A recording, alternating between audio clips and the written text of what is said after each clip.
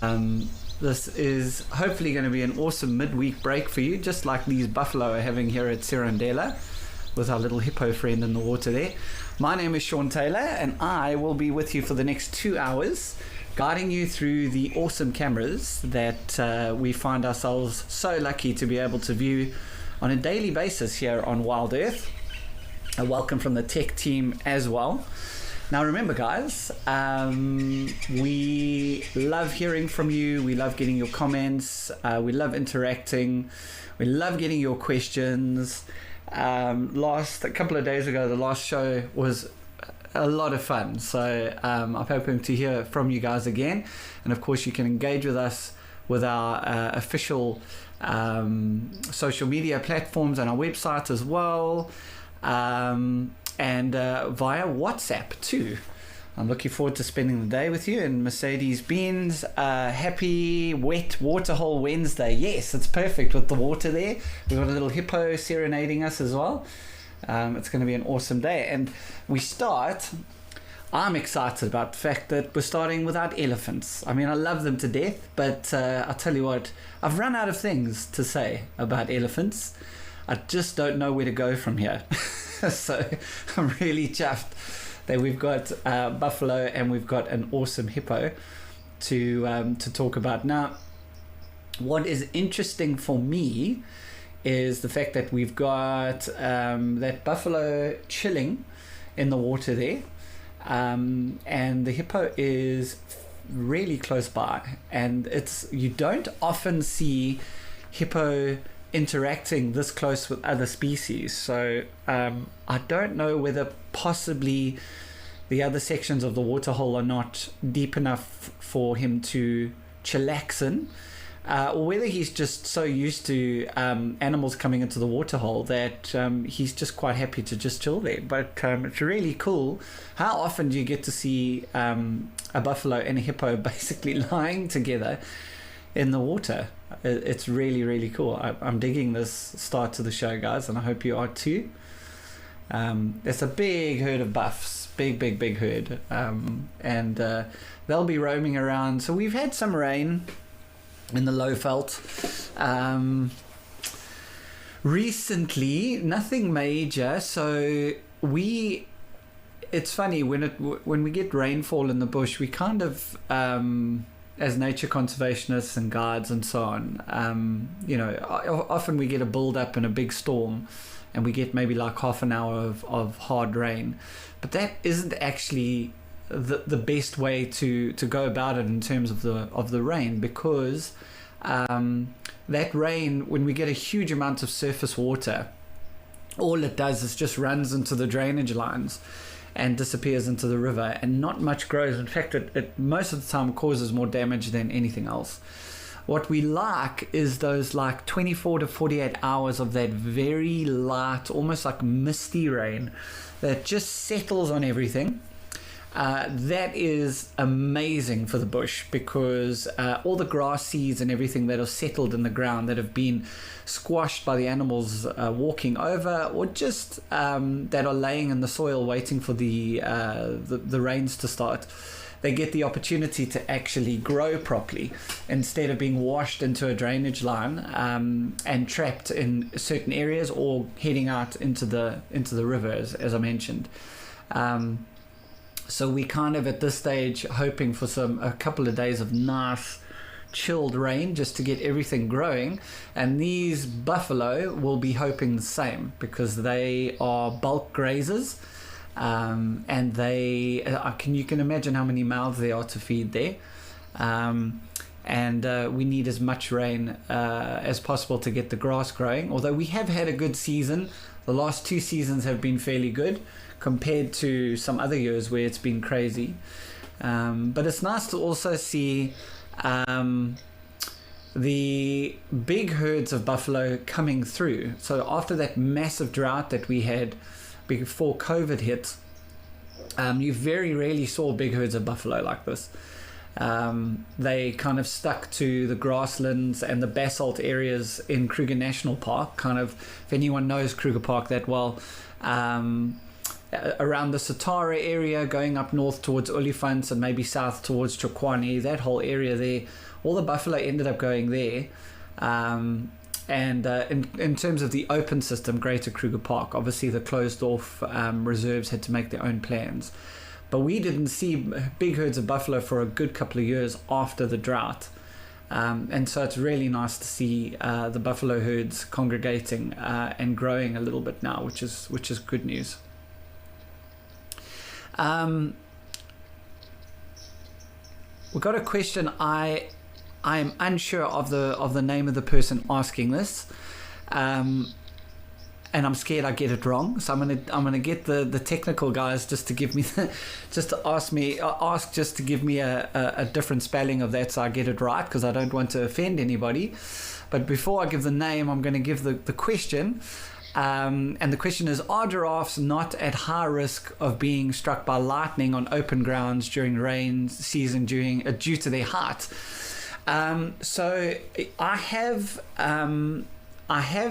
seen 2 instances where giraffes have had issues.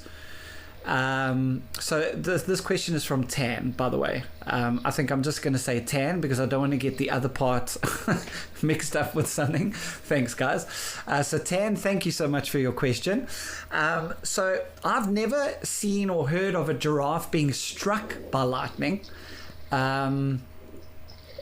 They're not necessarily, I mean, they are high, but, they're not necessarily conductive like some of the lightning conductor poles that we get around the thatched lodges.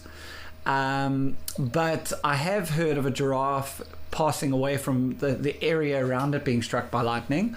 And I did once in the Classerie a giraffe, I think there was a storm or something happened and the power line dropped a little bit and the giraffe touched the power line, and the hyenas it was like the best day ever for the hyenas to come in. But yeah, I can't say I would say they're definitely at higher risk, Tam. But I've got to say nothing, and we get some pretty major lightning strikes and big thunderstorms out in the bush, especially on the low veld. And I've got to say, in all my years, I haven't really necessarily ever come across anything major with the giraffe. Who knows? Maybe they just go and duck or something like that. Maybe they've learned their lesson. I don't know. They just don't go fishing in the rain. Who knows? We see we got a couple of calves moving around. You'll notice that the calves are lighter color. And that is very important for the camouflage. So quite often what will happen is with the buffalo herds, the younger ones are that color so that they camouflage more into the sand and the grass, the dead trees around, because these the young ones get targeted more than the adults. Obviously it's a lot easier to take a younger one down, and then as they grow they get that kind of darker color. Guys, we're going to head over to Aldonio and have a look and see. We'll leave our buff friends for now, although I don't see them going anywhere anytime soon. I'm sure we'll come back and visit them just now, but onwards to Aldonio.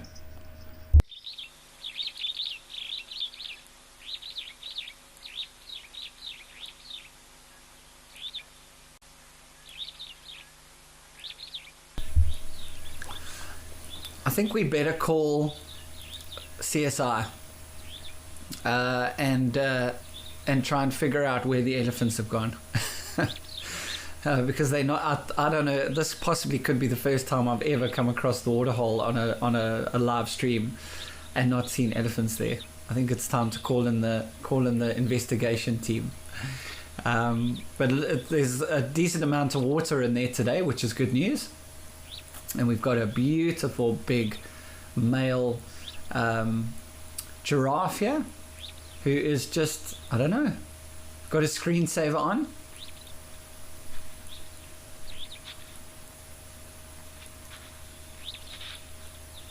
But it's a girl, not a boy. My apologies. I assigned a gender to a giraffe.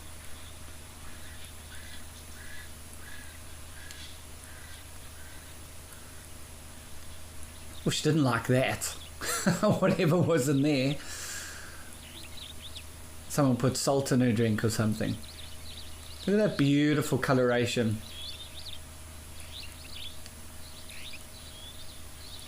Okay, well, look, obviously things are not going well. Someone put salt in that water, so we're gonna head over to Camelthorn and see what's going on, and give that waterhole time to gather up a bit. Looks like it's gonna rain there soon as well.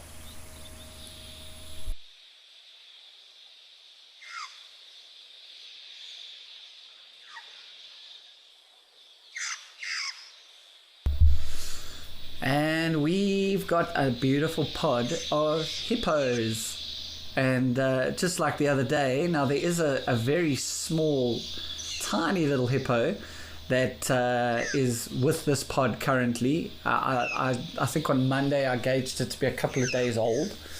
But at the moment I can't really see where it is. Maybe it'll pop out somewhere. But they look very, very chilled here. Extremely chilled.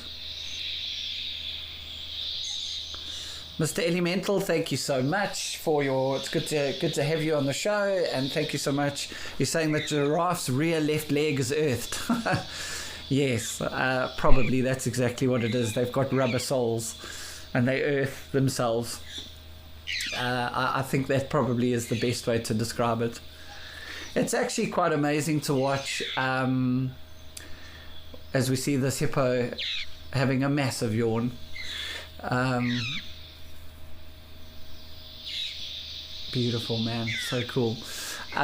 It's amazing watching the animals react to thunder and lightning, actually. You'd think that they get used to it after a while. But let me tell you, the cats cannot stand it.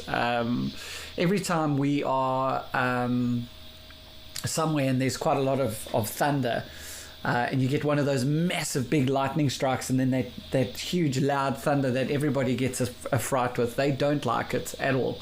If they're busy lying down, they'll get up and run off. They don't dig it. So it's actually quite interesting to watch how everyone deals with it.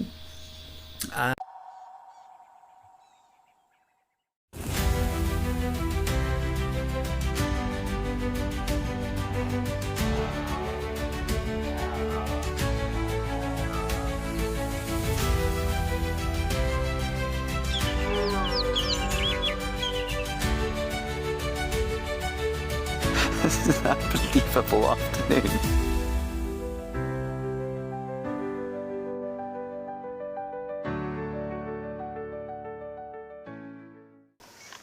Oh, even a hyena coming into the action as well now. Oh my word! She's stalking the hyena now.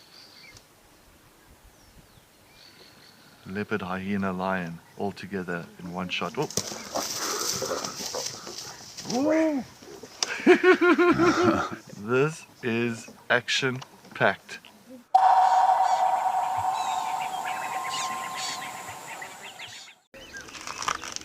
Would you like to know what an elephant's favorite food is? You could ask me questions like that in real time. Our safaris are live and interactive from the heart of Africa. Over here. Watch Safari Live and connect with nature.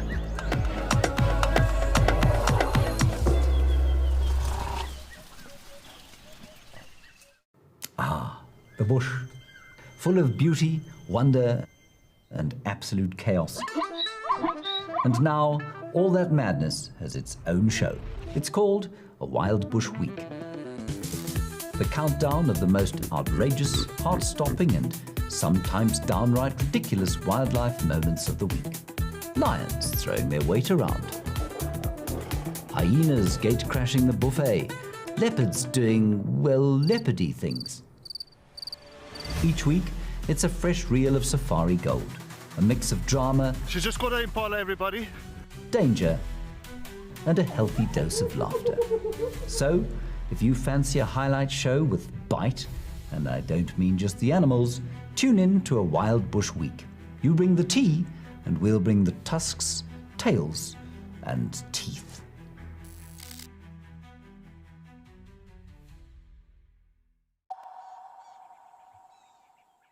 nose, their nostrils out of the water involuntarily. They don't wake up to do this. It just involuntarily happens. And the oxygen level gets to a certain point. They lift their nose out of the water, they take a breath, and they drop their head back down. And they can spend 20 minutes to half an hour or so doing this while they're asleep. It's actually quite an amazing adaptation to the world that they live in. And so quite often what will happen is if I'm on a walking trail, and we come into an area where there's like a small dam or waterhole or something to that effect, and I can see there's some hippo tracks or something around, before we settle down and have a drink and just chill, I'll wait and see whether the nostrils come up, because you won't see any movement because they're fast asleep. You got to wait to see that nostril come up, take a breath and drop, and then you know there's a sleeping hippo there. And then you can either decide to rest somewhere safe or just move off, depending on, if you've got an escape route or whatever the case may be. So there's always something to think about when you're out in the bush on foot. Obviously, safety is the number one priority when you're out there. Got a couple of questions coming in. Terry, thank you so much for your question. You're saying, if a hippo's yawn isn't a yawn at all, what is it really? So Terry, basically that the hippo, when it opens up its mouth, is not, they do yawn, okay? But essentially what they are doing is, especially a big bull, when he opens up his mouth, it's a threatening display. So what he's doing is he is telling you or the other hippos around that he is not happy with something, or he's just basically displaying. So he's telling other male hippos around that he's got massive teeth. This is how big my mouth is.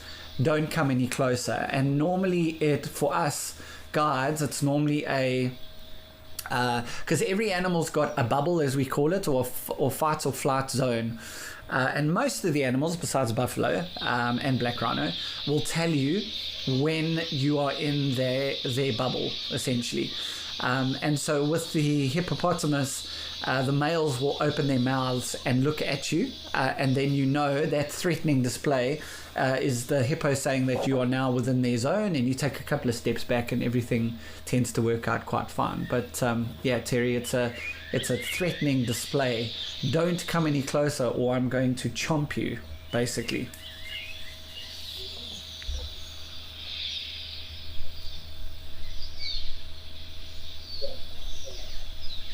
So Melanistic Marble, thank you so much for your question.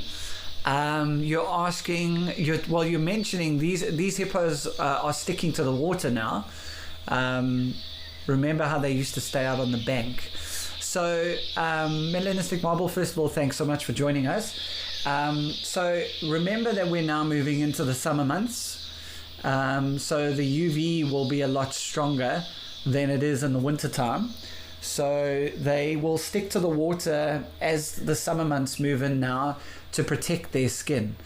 They don't have any hair, they don't have any sweat glands.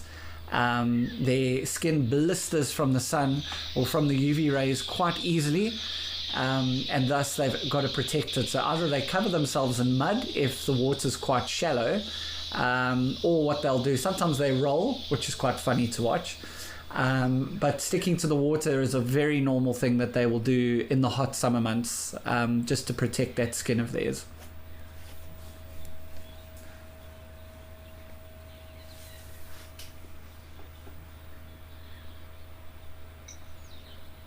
It just looks so chilled and so relaxed there.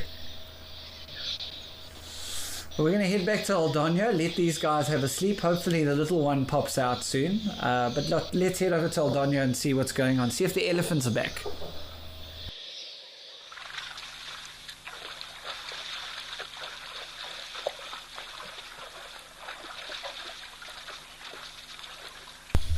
Oh, nice.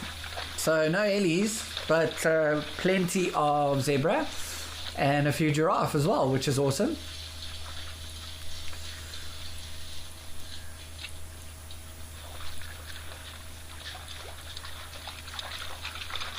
I think even that giraffe is like looking around a little bit and going, hey, where did the elephants go?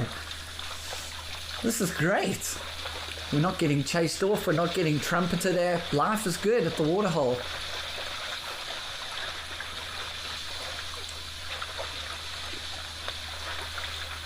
And this will just irritate the elephants to no end with these zebra walking into the water like this and making the water all muddy. Old One Tusk, I know from experience, One Tusk does not, and look at see that little giraffe over there that's just walking off. One Tusk does not like dirty water. Out of all of them, he's quite posh. So I have no doubt that when he does return back to his favorite drinking hole, he's probably going to end up drinking out of the fresh water that's coming in through the pipe on the other side of the water there. These zebra are in such good condition. Look at that mane on the back of their necks. It's standing up nice and straight. With zebra, they are hindgut fermenters, so they've got the same digestive system as a rhino, and they give off a lot of gas. And so they always look fat, always look healthy because of that gas that they are constantly creating when they digest the cellulose in their hindgut. And so it's not often that you see a thin giraffe, I've got to say. I think if you ever see a thin giraffe, you know that animal is not digesting its food properly and is very sick. But that mane is a telltale sign for them. So even if they do look podgy or rotund, use a nice English expression there, you can always have a look at that mane on the back of their neck to tell how they're doing. And all these guys seem like they are in great condition. There's a couple of mares that are pregnant as well. Life seems to be going quite well in East Africa at the moment.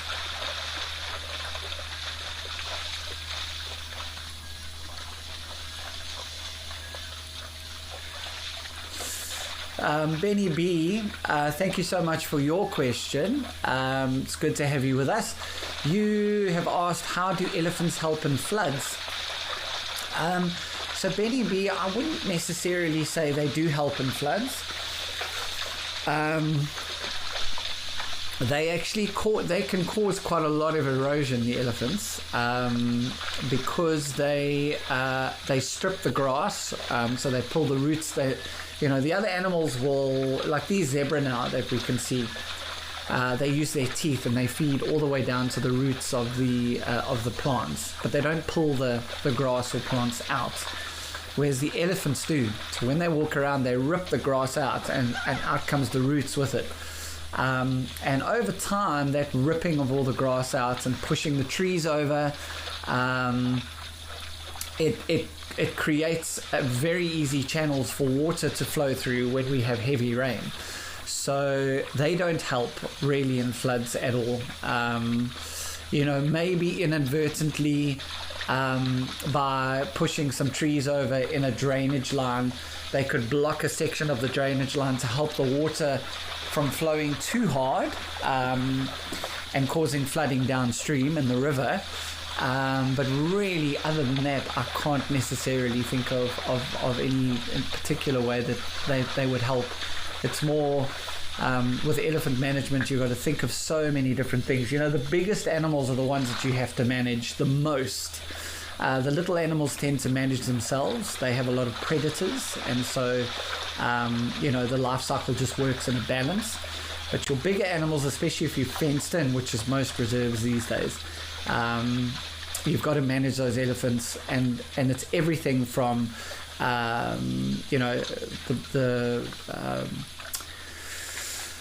the erosion, like I said, sorry, I had a brain freeze. The erosion, the pushing over of trees, the destruction that they cause, you've got to really manage them quite efficiently.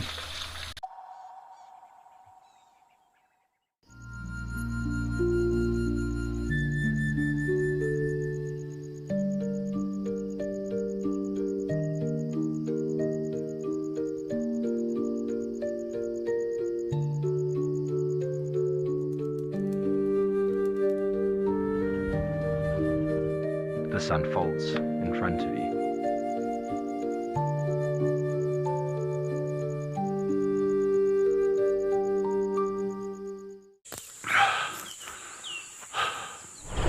What does it take to handle the wild? Balance. Determination. Focus. Yaku!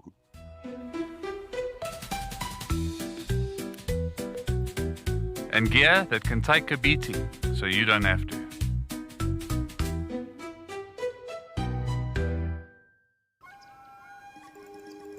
Do you want to know why impala are the most common antelope we find here in the Kruger National Park? You can ask me questions like this in real time. Our safaris are live and interactive here in the heart of Africa. Join me on Safari Live. Connect with nature.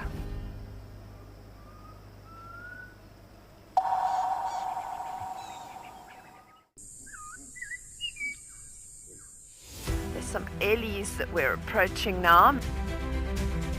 The light on her as well is absolutely gorgeous. So we are going to enjoy the rest of this sunset. Wow, this is absolutely crazy. And thank you for joining us. For myself and Cam, we will see you next time.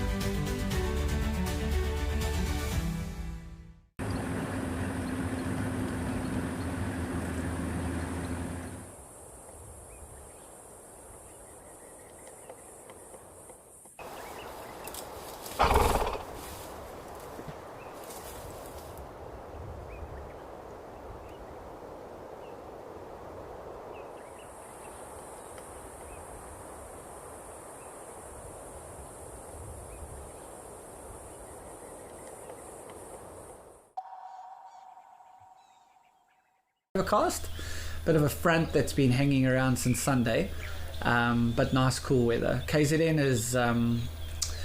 is not the province that you want to live in South Africa during the summertime. It gets absolutely belting hot this side, so I'm sure these guys are enjoying a little bit of a break from the heat, although they do have those massive air conditioners, which are their ears that help cool them down. Sometimes the elephants just really struggle when it's really hot, especially the little ones. They don't dig it at all. Yaku, I like the way you think, man. Yaku is saying, why don't lions just hunt zebras at night when their stripes don't work? Yaku, I don't know if they've thought about that. I don't know whether the lions have been as intellectually astute as you are when it comes to hunting the zebras at night. I don't know whether possibly the zebras have evolved for their stripes to work in the evenings or not. Next time I am out with guests on Game Drive, I'll certainly have a look and see. Like Christmas lights, you just plug them in. And they just turn on and start working. But I like that comment. Thank you, Yaku. That's quite cool. And then Fizzy, thanks so much for your question. Fizzy, you are asking, is it possible for antelopes to die of old age? So Fizzy, absolutely. It is possible for antelope to die of old age.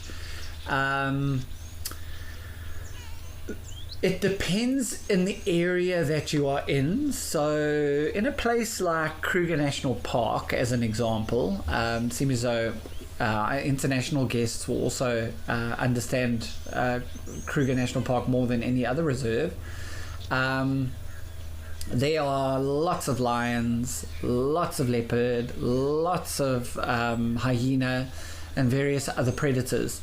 And so an old antelope or an old prey animal will get noticed fairly easily, especially by your scavengers, like male lions that are searching around for a territory that may have been kicked out, or certainly hyenas.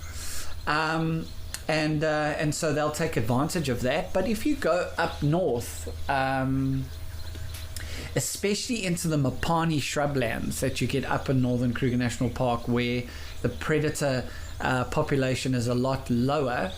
There certainly have been, I'm thinking actually of a male kudu that died of old age fairly close to a camp called Mopani, between Mopani and a place called Senze.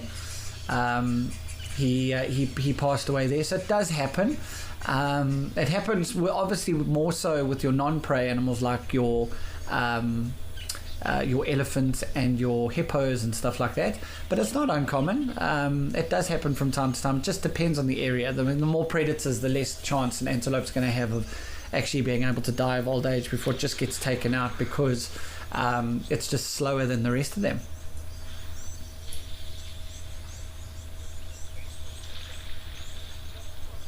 Life looks good in Tembe. Everyone's at the spa. Got this beautiful big male elephant having a nice big fat drink here.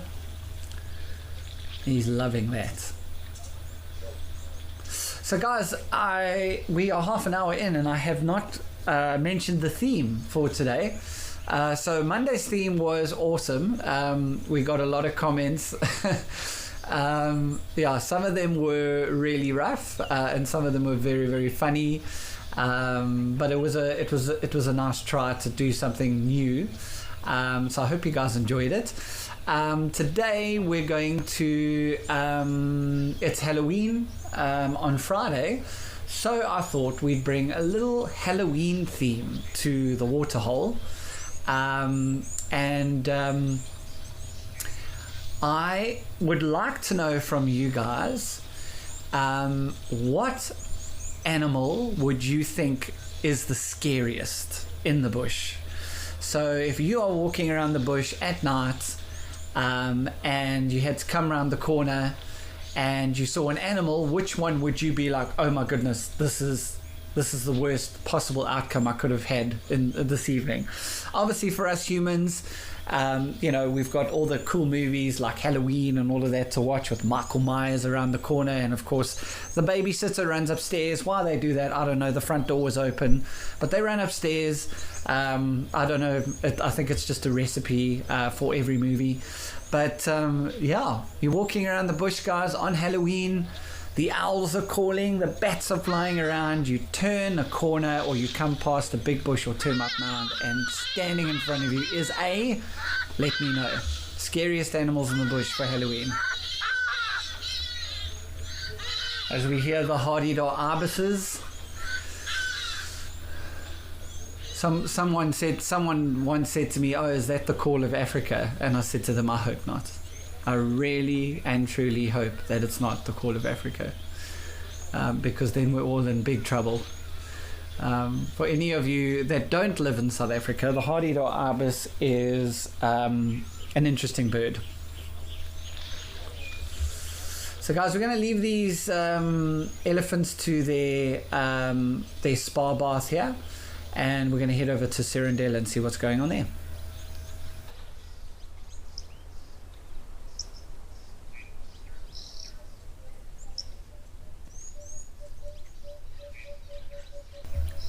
So as predicted, these guys are not going anywhere anytime soon. And this is fairly typical behavior of buffalo. Being a ruminant, or an animal with four-chambered stomach, they tend to feed during the cooler parts of the day, and will then go to a water source, will drink, which aids in that digestion.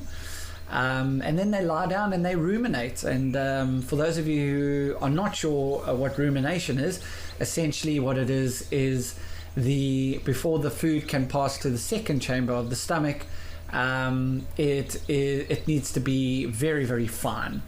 And so what will happen is the animal will swallow, and if it's not fine enough, it's not really regurgitation, but it's like regurgitate. It's called a bolus, or a big ball of food, and it comes back up their throat, and they chew and chew, hence the term chewing the cud, and they will swallow it again until eventually that bolus goes through that chamber and sometimes they have a little sleep. But sometimes what will happen is the matriarch will then decide, okay, listen guys, we need to head off and go to our next feeding area, and so the whole process will start again. As that food is digesting, they'll start to feed again. There's that buffalo on the right hand side closest to us, so in the foreground but on the right, is a young male, and he is absolutely stunning. You can see those beautiful horns, that big almost like callus in the middle that looks like he's got like a middle path. I used to have a middle path in the 90s. I don't think it suited me. It certainly didn't work. It was a bit embarrassing if I think about it, but it was hip and happening back in those days, okay? Just saying.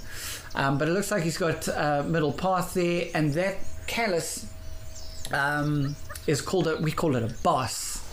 And that boss is absolutely massive, and he is a specimen of note. He's going to be a very he obviously has some good genes, and he's going to be making sure that he populates some really strong genetics in the herds, definitely. And you can see, if you look at the buffalo next to him, or certainly actually a better example would be the second one down from him on his right, on our left, the one that's almost looking at the camera, that's put her head down. You can see the difference between the males and females just by looking at the horns. You can see she doesn't have that massive boss, which is really just a big almost like callus of keratin, or same thing that's your fingernails are made out of. Her horns are a lot thinner, and she doesn't have that massive boss on her head. So that's the easiest way to determine whether it's a male or female, although sometimes you do get young males that'll kind of throw you for a loop every now and again, and it looks like a female, but it's actually just a young male. Because there is a slight weight difference. The males weigh about 800 kilograms. I mean, 800 kilograms. And let me tell you, when they leave the herd and go into their bachelor herds and become dugger boys, as we call them, you've got 800 kilograms of severe, unadulterated grumpiness. That is every trails guide's worst nightmare to come across. And the females weigh about 100 kilograms less. So they weigh about 700 kilograms, not as big as the males.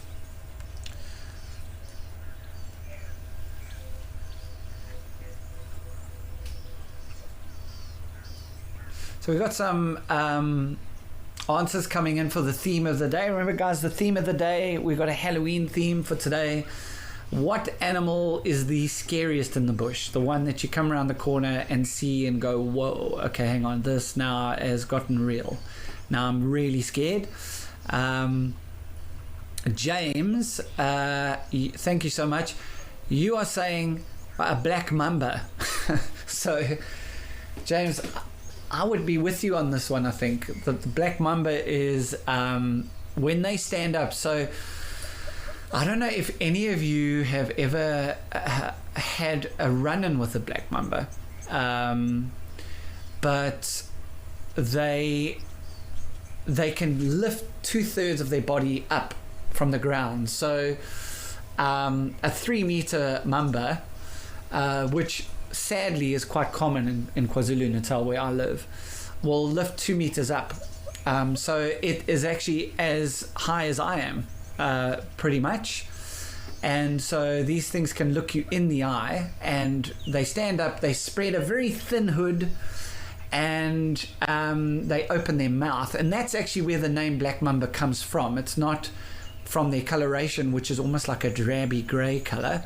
The name black mamba actually comes from the lining inside their mouth that is pitch black. And James, I've got to say, coming around the corner and having a 2-meter mamba up looking at me with its mouth open, I think I'd rather deal with Freddy Krueger, if truth be told. Rather give me Freddy. I'll deal with him, I think. than a black mamba. There's some beautiful male buffalo around this herd, guys. Sure, a couple of absolute stunners. I'm just looking through as I'm looking at your answers and stuff coming through. It's a beautiful. The herd looks in really good condition for this time of year. Even the little ones look in great condition. So I feel sorry for the lions. They're going to have a tough time, because now the rains are going to start, which means more nutrition for these guys, and they're going to have a tough time trying to get through the defenses of these beautiful big males to get to the little ones. So I fear that this season's going to be the season of the Duggar boy. I think the lions will probably go for the Duggar boys more than going into the herds, because the herds can be formidable.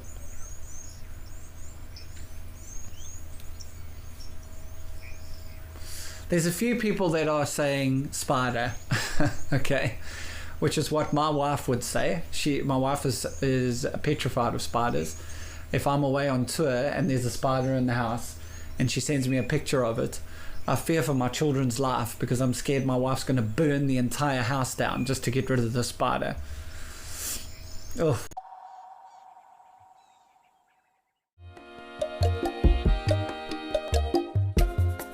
My name is Amy, and today we're going to be doing things a little bit differently.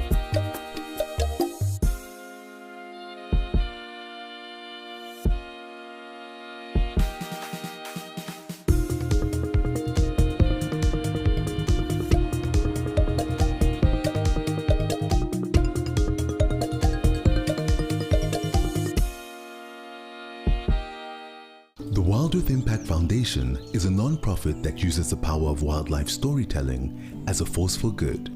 We create sustainable development projects that showcase conservation stories, empower people, and inspire environmental action. As a registered South African PBO, you can make a tax-deductible donation to the Wild Earth Impact Foundation.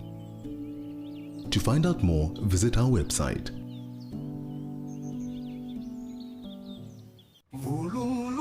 Would you like to know at what age a buffalo calf gets its horns? These are questions that you can ask me in real time. Our safaris are live and interactive here in the heart of Africa.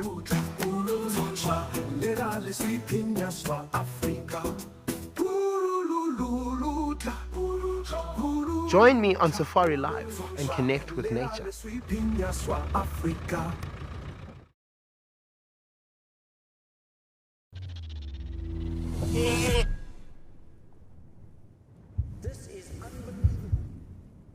Oh, she's gonna catch it.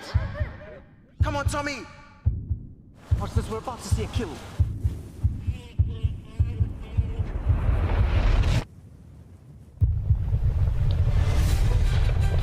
You can see how close he is from where I am.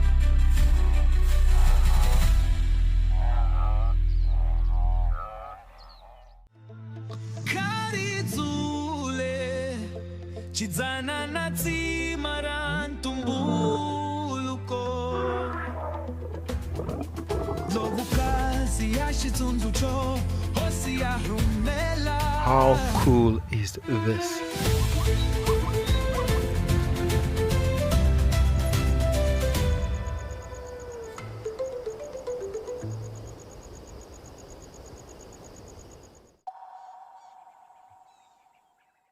But I think that hippo's still chilling in the water. I'd be very surprised if he's moved away somewhere.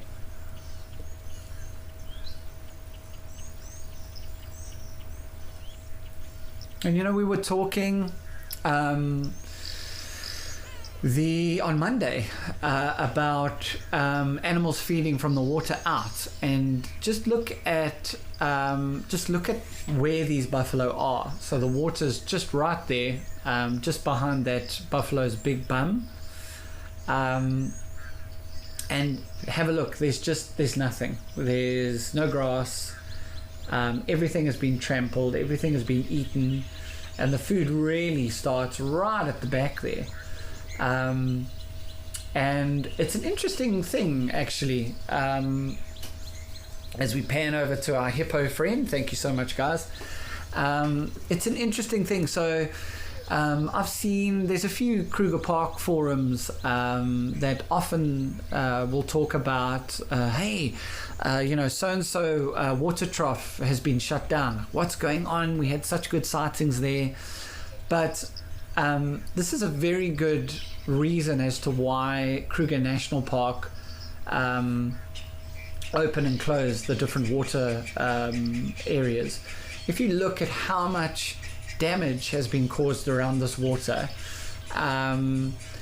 if you have all of the water troughs, the man-made water troughs running in Kruger at the same time, you can just imagine the damage that happens. So what they do is they will have a water trough running in a season, and then they switch that water trough off and they'll open another one further away.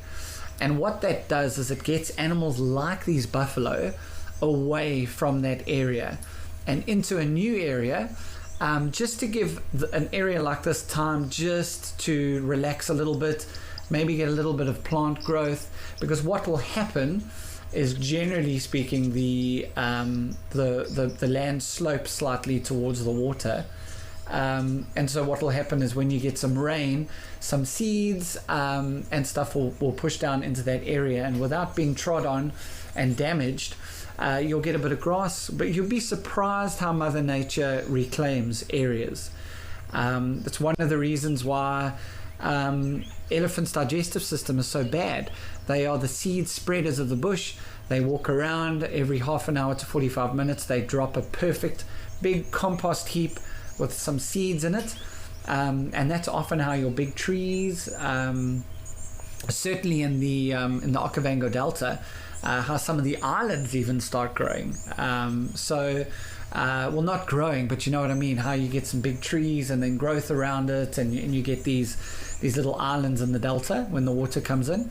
And so when all of that happens over a season or two, this area would be completely transformed. So if they shut this waterhole down, and we came back in 2 years' time, if we could get in the time machine and shoot across quickly, get in the DeLorean, gun it to 88, go 2 years in the future, you'd be shocked at how this has transformed, because of, I mean, you just think there's how many buffalo are here? Probably 50-60 buffalo.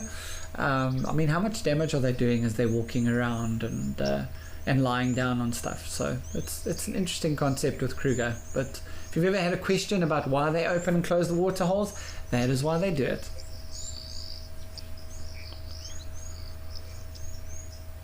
And that hippo is hitting a hard nap. You can see he's got his head turned slightly in the water there. And he will turn over, so to protect himself from being burned, he will turn onto the other side fairly regularly, and then the side obviously that he's on now will have a bit of a covering of mud and will be wet as well, because with these hippo, it's not necessarily that they're worried about sunburn necessarily, although they do burn. Their biggest issue is actually drying their skin out, because they don't have sweat glands. Their skin can dry out quite significantly. They do have a secretion that in an emergency, if it's really dry, that they can release, that's like red in color. It almost looks like they're bleeding, but it's just really to keep that skin moist. It's not a sunscreen or anything. It's just to keep that skin nice and moist so that it doesn't crack and open up and they get wounds. So he will toss and turn a little bit just to protect himself. So we've got some of our answers coming in, guys. The theme today, what animal would be the scariest? We've got a Halloween theme going on today.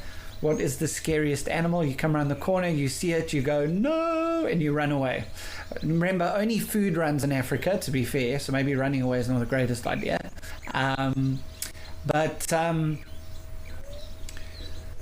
Mr. Elemental, Sean, a hungry for brains zombie lion or a vampire eagle?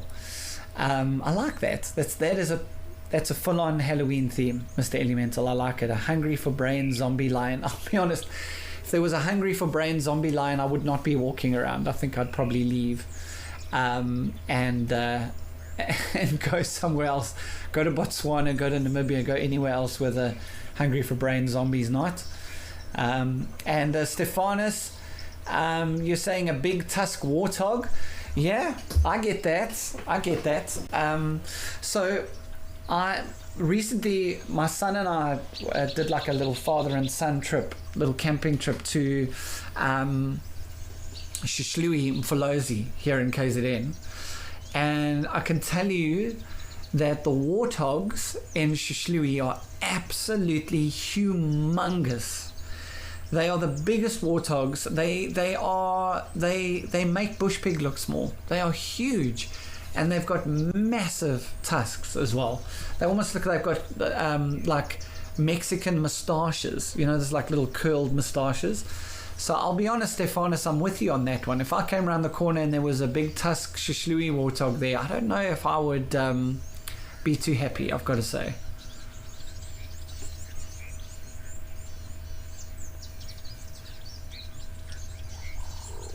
Just looks so chilled there, guys. Just a day at the pool. Living their best life. You'll notice as well, though, that they never drop their guard. They are always looking around. You can see there's always ones with their heads up.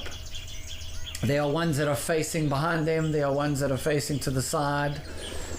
They never all just look in one direction, unless obviously there's something happening there. But that's pretty much what the lion's trying to achieve with them, kind of misdirection. But when they're lying around like this, there's always one or two buffalo that are looking in a different direction, and they're not always sleeping at the same time as well.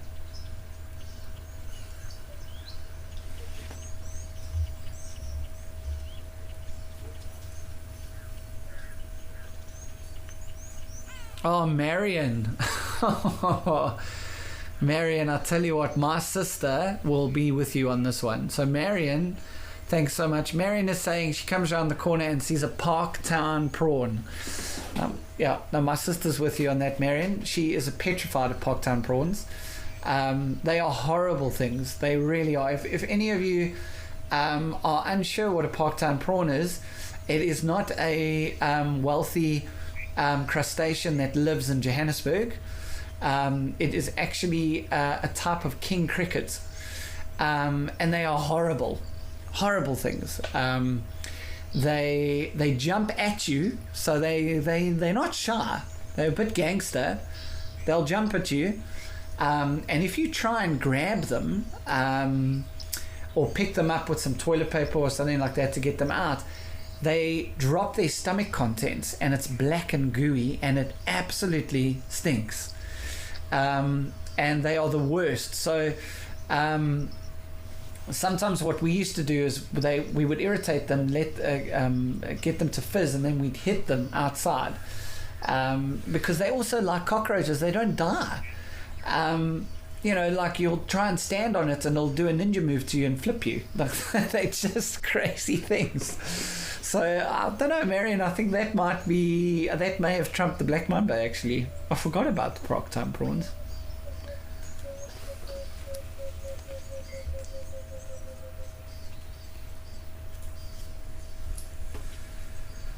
So guys, we're going to leave our chillaxing buffalo living their best life here at the waterhole, and the hippo that, I don't know, I think also partied with the buffalo last night. And we're going to head over and have a look at what's going on elsewhere.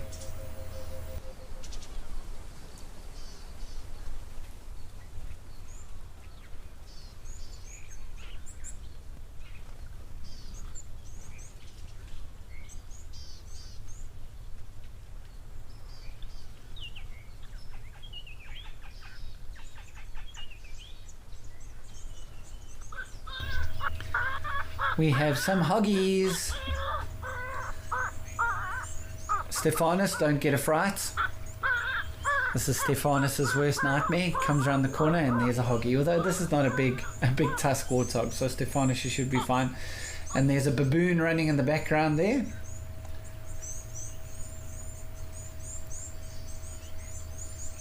I love Hwange. I don't know whether any of you guys have ever been to Hwange in Zimbabwe, but Hwange National Park is just stunning, beautiful.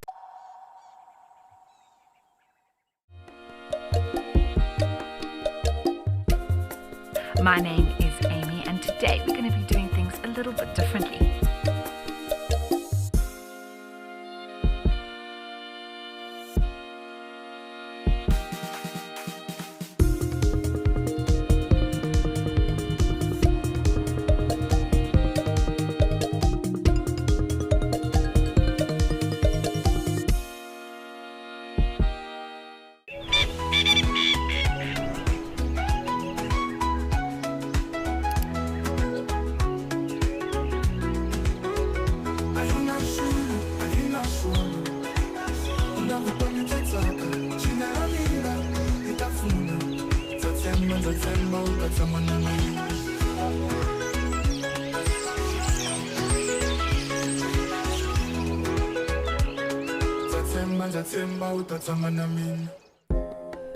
Would you like to know the difference between a male and female wildebeest? You can ask me questions like this in real time. Our safaris are live and interactive here in the heart of Africa.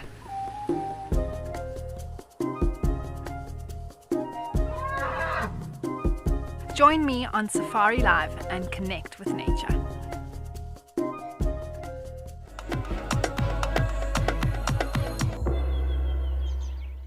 Join our expert guides at dawn for a live, immersive safari as the bush comes to life. Found ourselves a chameleon, and look how he's changed color. Every sunrise brings new discoveries. Pound for pound, a leopard is one of the strongest cats around. Ask questions, share your thoughts, and connect with nature, live and in real time. Great excitement, great happiness. Start your day with adventure. Are you ready for the adventure of a lifetime? Wild Earth Travel's newsletter is your passport to a magical journey. Explore exclusive travel options featuring special offers at stunning Wild Earth locations and all hosted by your favorite presenters. Don't miss out. Head over to our website and subscribe to the Wild Earth Travel newsletter today and stay in the know on all our unforgettable adventures. Wild Earth Travel, where Africa comes alive. Yeah, but I suppose, you know, if it's full throughout the day, then there's no chance of, say, a big python or hyenas or wild dogs or something moving in. So it makes complete sense.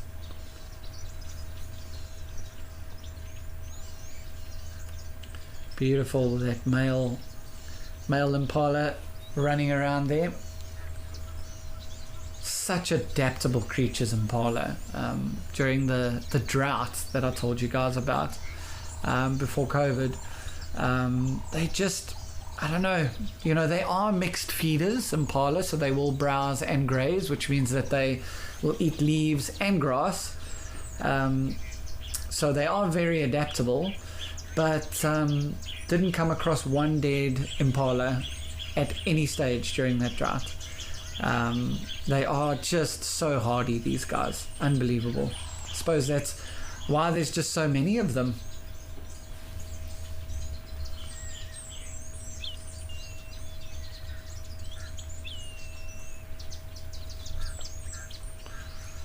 So we're going to head back to Tembe now and go see what's going on.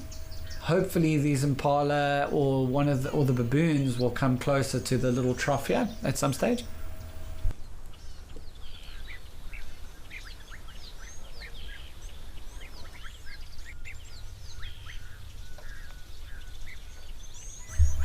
I see the spa is still open.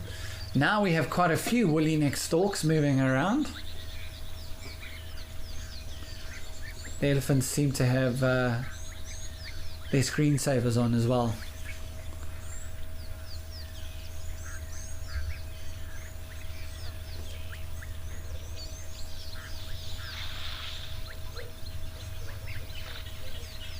Looks like a very chilled day. Not much happening. Everyone just looks like they are, just kind of, it could possibly be the weather.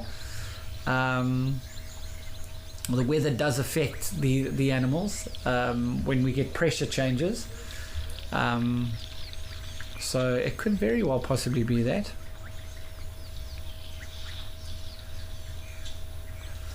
So I've got a question from Nara.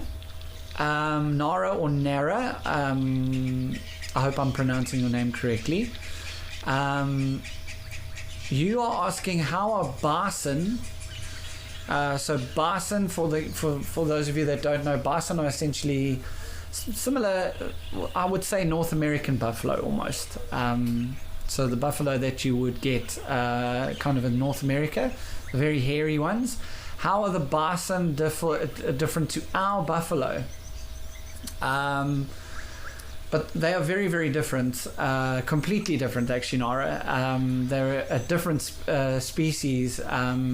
Not only are they a different species, but they fall into a different family altogether within the bovine taxonomy. Like I said, you get bison in North America. You also get European bison as well, whereas our buffalo you find pretty much only in Africa, unless they are bred for meat or something like that in other places of the world, but they don't occur there naturally. But interestingly enough, bison are actually genetically closer to normal domestic cattle than our African buffalo are, which is quite interesting. But they look different as well. So the bison have got a very distinctive hump, like a big, almost like shoulder hump, looks like a massive muscle, which they use mostly for fighting, whereas our buffalo don't have a hump. And then, like I said, the bison have got that like shaggy mane and a bit of a beard going on, whereas our buffalo don't. They've got that smooth coat and that very, very thick neck.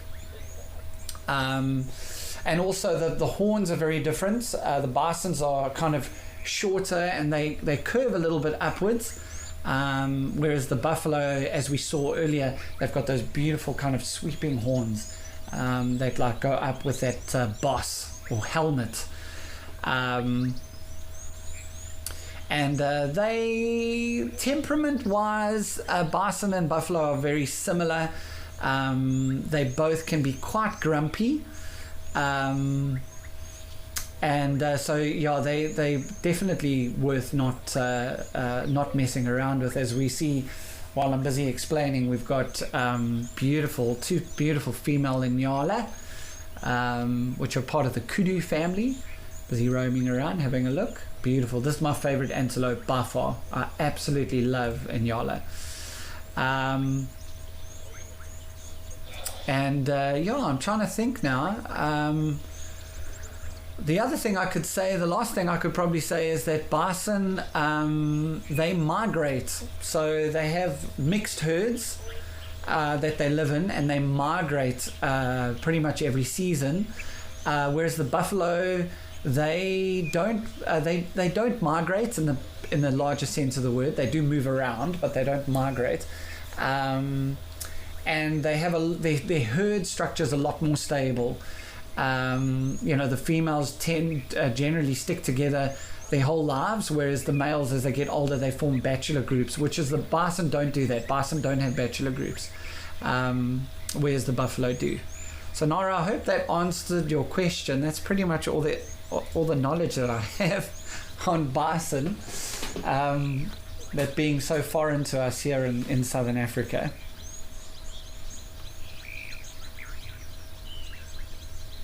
We got some impala there as well. So Inyala are there's the stable of the herd is females and their youngsters. So it's not uncommon to see females of varying ages and their youngsters, plus some young males that could be within the age of 2 to 3 years old. But eventually, once they get to that age, they get kicked out, and really that's just one potential territoriality, but 2, it's just a natural way of correcting any inbreeding that may happen. There isn't really a stable male within the Inyala herds. You know, they do have mixed home ranges that they move around in, but the male only really will come into the herd if there's a female that's in heat or an estrus, and he'll come and he'll mate and then pretty much leave. He's got no interest in looking after the children, sadly.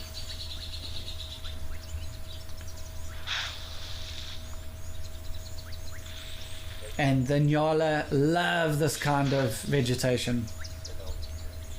They love this thick, beautiful, riverine kind of vegetation. This is where you see them in the KwaZulu-Natal. They're very, very common. You don't see them that often in Kruger, unless you're around the riverine areas. But in KZN and Nyala are very, very common. We're going to head off and go and see what else is happening now that the Nyala have decided to run away.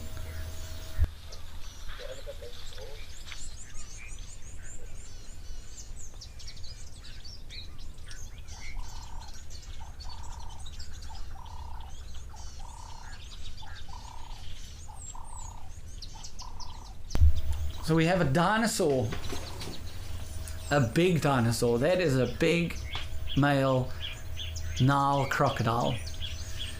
Really big boy. And he may, I don't know if anyone has said anything about a crocodile. I'm just scrolling up.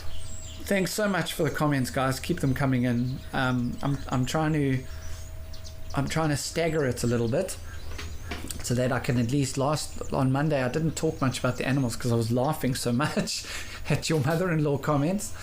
So I'm trying to stagger it a little bit today, be a little bit more professional, shall I? But I don't see anyone has said a crocodile, which is going to upset them, I think. Especially the fact that they've had to survive for so long. They're going to be like, hey, what about me, you know? I've just survived from the Jurassic period, but whatever. And you can see that, such a nice angle. If you look at that croc's head and you look on the snout, you can see there's a tooth that is coming through a little hole. It's called the fourth mandibular tooth, and that is something that differentiates crocodiles from alligators. Alligators don't have that fourth mandibular tooth that pops out of the mouth like that. So I mean, it's fairly simple to distinguish Nile crocodiles and alligators, but that is one of the things that you can look for. If you see that fourth mandibular tooth, you know you're dealing with a crocodile.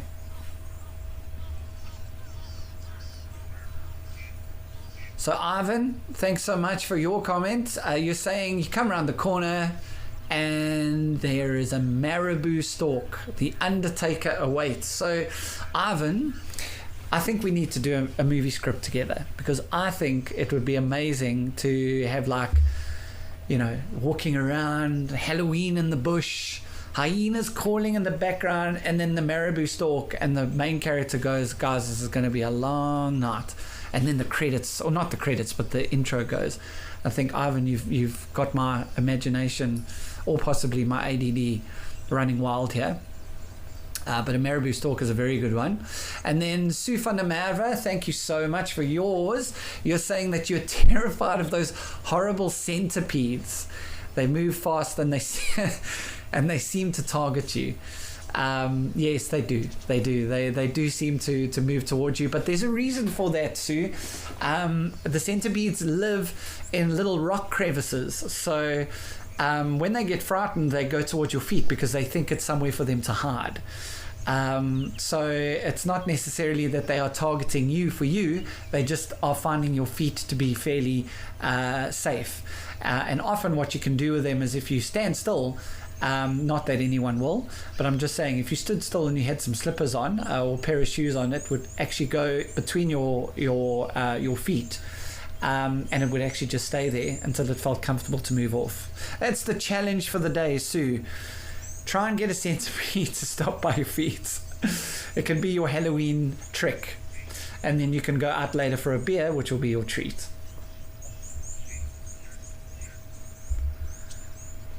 This is a beautiful, beautiful example of a crocodile. He is stunning, absolutely stunning.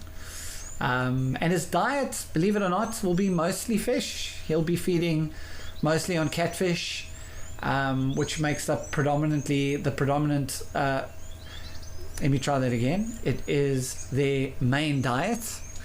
Will be catfish and bream or tilapia, as some people call it. And then a big croc like this will obviously take advantage where it can if an antelope or something comes down. But we're going to leave him to spread out his solar panels, and we're going to move over to the hide and see what's going on there.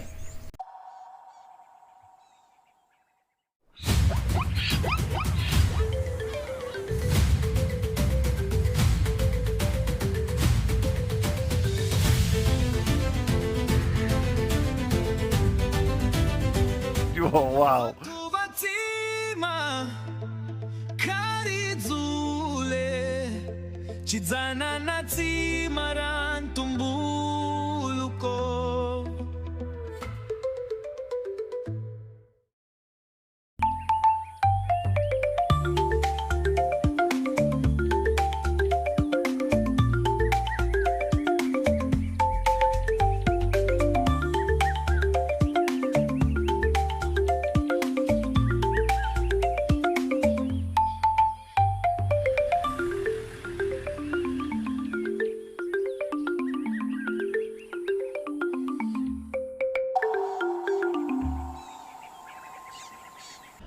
My full name is Cedric Leslie Dold. I grew up mostly in the Lowveld. I grew up here pretty much on the southern side of Kruger National Park, a place called Marlow Park, for most of my years.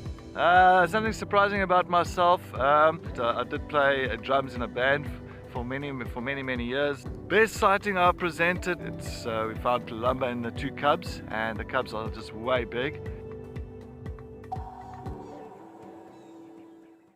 Ah, the bush, full of beauty, wonder, and absolute chaos.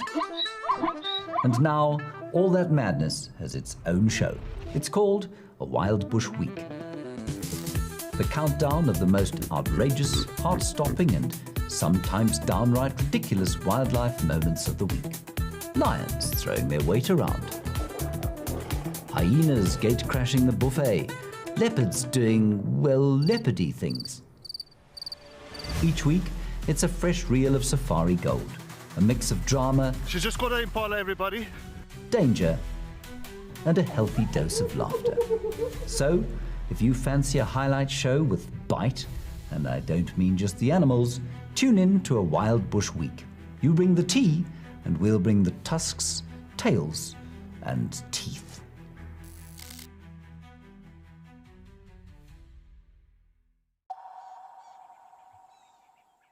What will happen is she does it for the competition, but the moment she starts to ovulate, she will then try and mate with the main dominant male or his subordinate underneath. And that's really just to make sure that the genetics that are passed on to her little one are strong. Isn't nature amazing? Honestly. Like, how does Mother Nature come up with this stuff? As I'm just eagerly anticipating that little nostril, those two little nostrils popping up out of the water. So Liz, thank you so much for your scary animal for our Halloween theme. Remember, guys, our Halloween theme is if you come around the bush and there's an animal there, which is the scariest animal in the bush, in your opinion? Liz, you're saying my scariest would be a rinkels. So for you, those of you that don't know, a rinkels is a spitting cobra. They're not very nice looking. Although I find all snakes beautiful, as we see Pumbaa running off at the waterhole there. But yeah, they are not the nicest looking snakes. They don't spit, luckily, so they're not one of the spitting cobras, but they do pack a nasty cytotoxic bite if you get bitten by them.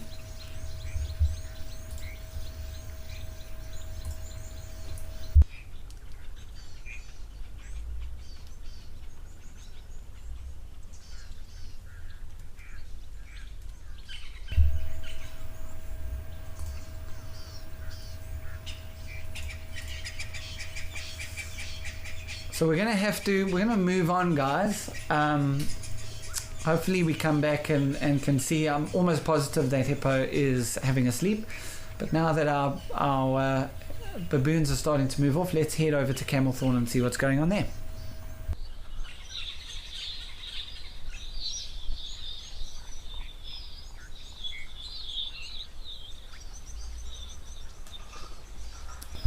So we're back with our hippos here at Camelthorn Farmstead in beautiful Botswana, with a big flock of red-billed quelea that have just flown past.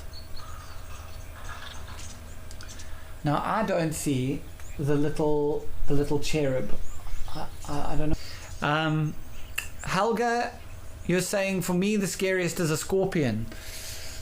Look, scorpions look nasty, but they're actually fascinating animals. Look, I'm biased because I just love everything. I get excited, except for Parktown prawns. I'm not going to lie, Marion, I'm with you on that. Parktown prawns are terrible. But yeah, Helga, scorpions can look horrible, especially the big thick-tailed ones. The very highly venomous ones. They can be a little bit of a problem, but yeah, I get it.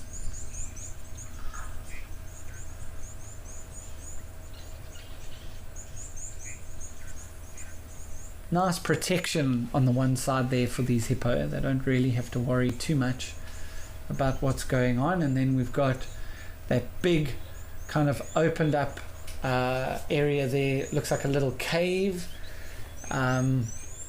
Sure, it could have been otters that created that at some stage. It could just be the way the water's come in and dug away from it. It's difficult to tell really what possibly could have caused that, or if there's anything living in there. But yeah, it looks like a really nice place.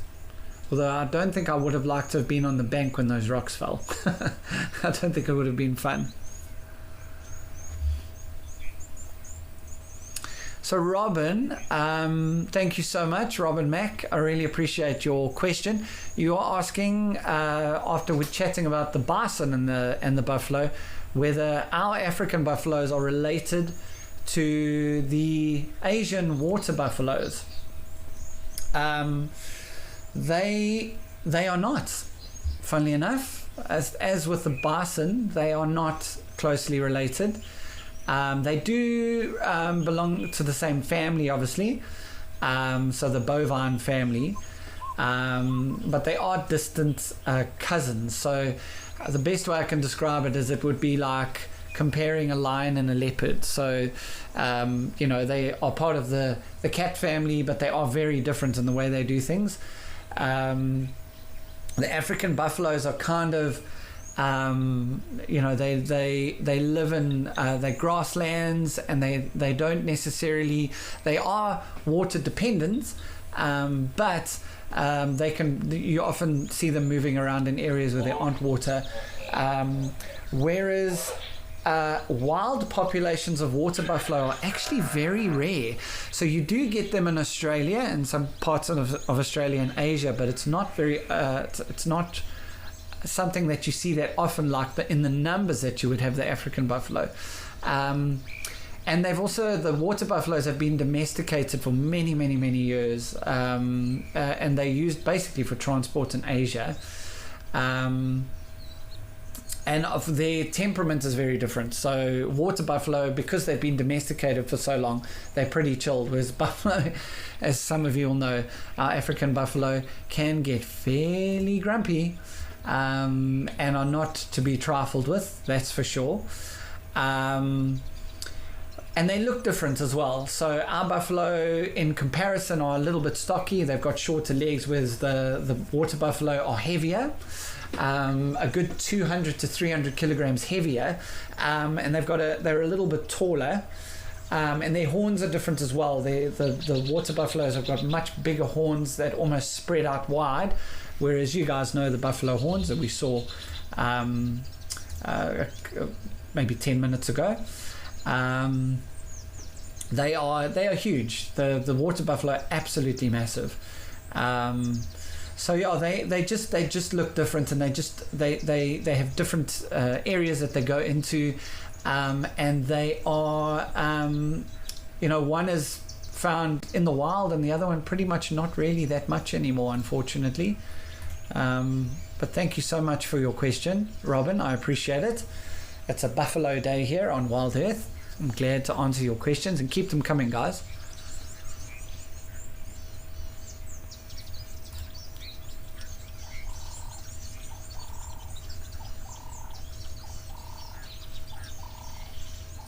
So what's interesting is with hippo, they give birth in the water, so they don't walk away from the water and give birth under a tree or anything like that. They will go into a shallow area and they will give birth there. So their life it revolves around water. It's a very, very important part of their life, both for protection, for food. I don't know if any of you guys have been to the Okavango Delta. If you haven't, I seriously suggest that you do, that you join Wild Earth on one of their amazing trips to the Okavango Delta. Details can be found on the website. It is one of the most amazing places to go to. And so often you'll see these hippo, just the food sources in the delta during the floods. So in the high season, for us the high season would be May through to August, and the hippo often just get their food in the water. They don't really have to travel out too far, but their life just revolves around the water. That's pretty much their shtick in the wild, if you want to call it that.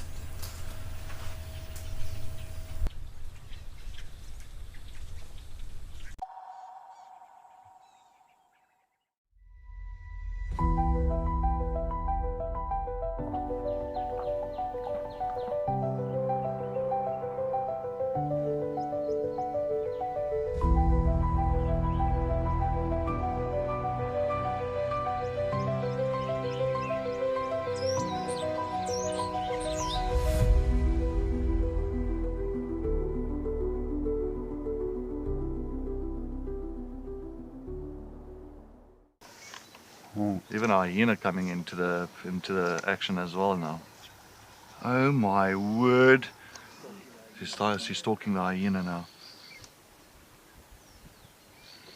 Leopard, hyena, lion, all together in one shot. Oh! Woo!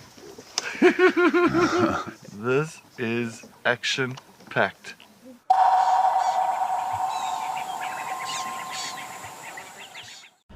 My full name is Cedric Leslie Dold.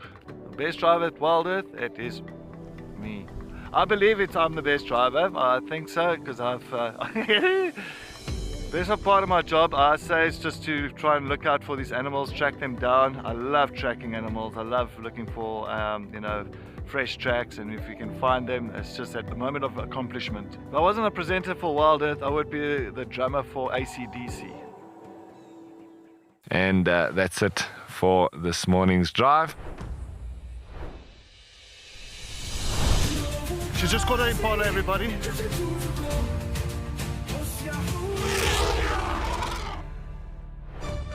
And we're going to be heading out and seeing what animals we can find.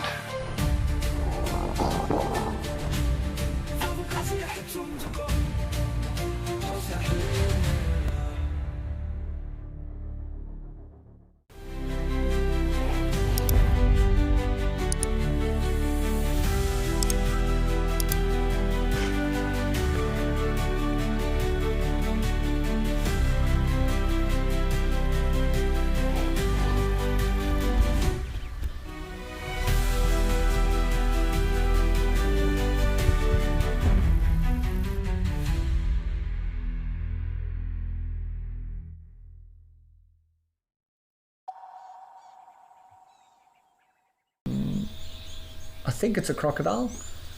I stand to be corrected. I can't see too well, but it looks like a crocodile the way that it's moving. But if you've ever seen a hippo track, it's quite interesting. So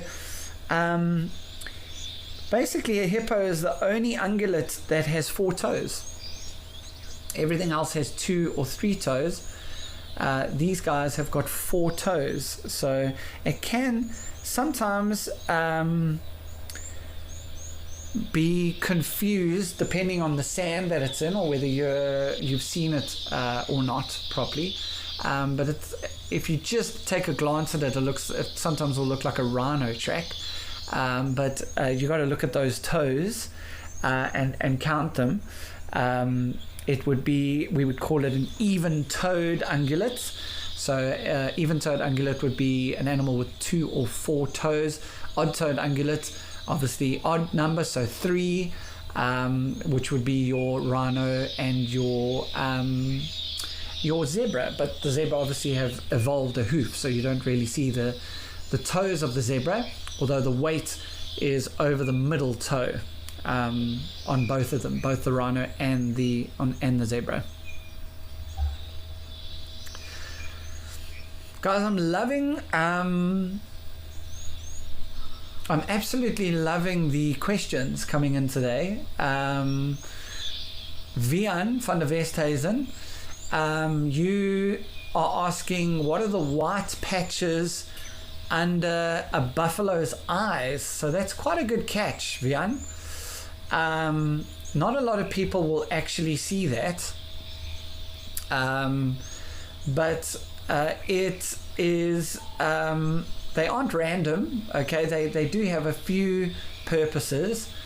So they are most active in the early morning and late afternoon, obviously when it's a lot cooler, when they can feed, and sometimes even at night, depending on the moon cycles and the weather and the food availability.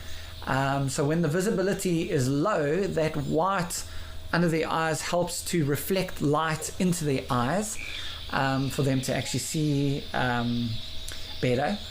And also, interestingly enough, the contrast of the buffalo's face, so that dark skin with the light patches, it actually helps, because remember, these buffalo don't have binocular vision like we do, so they don't necessarily see in 3D with the color contrast that we have.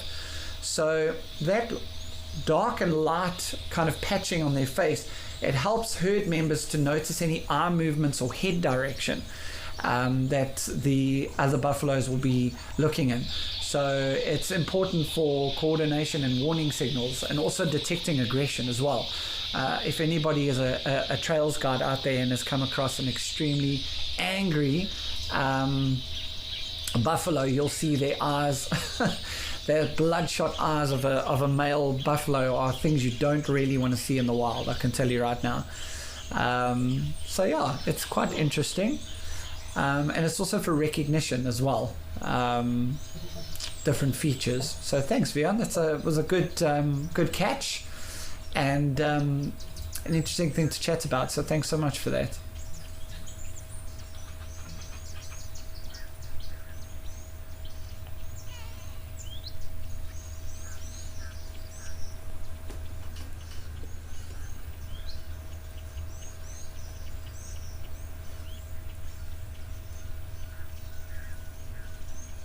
So guys, we're gonna head off to see what else is going on, and I have a few answers to the questions coming in, which I'll go through now.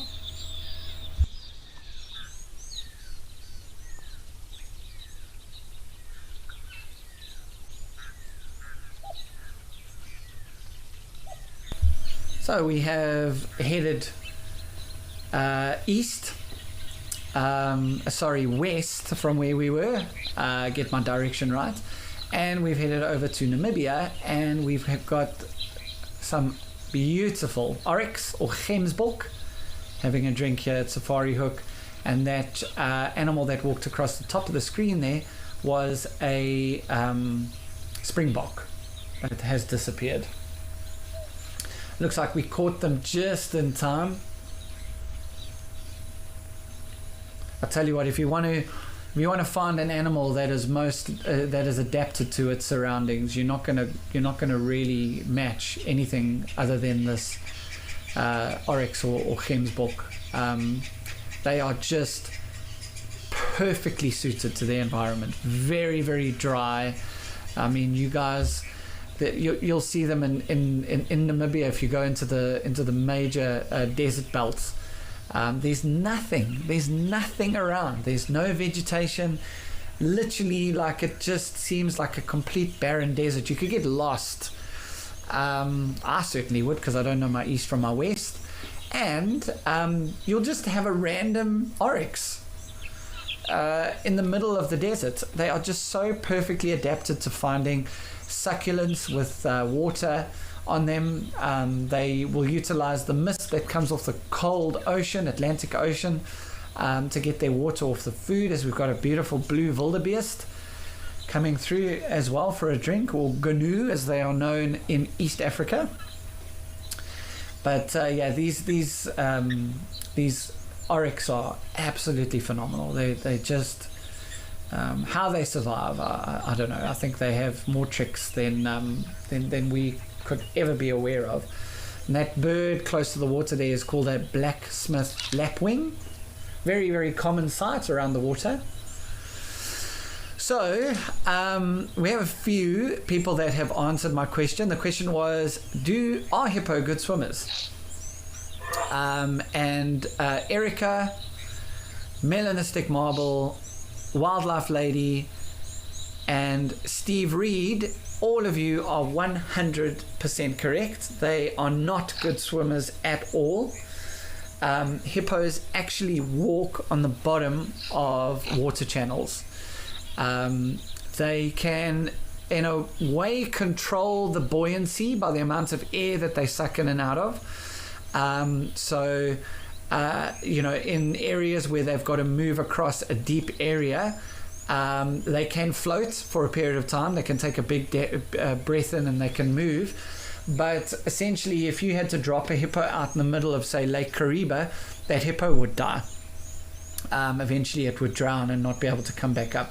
Because they rely on shallow channels to walk in, where they've got an easy access to get out of the water, as we have a massive bull elephant here at Safari Hook.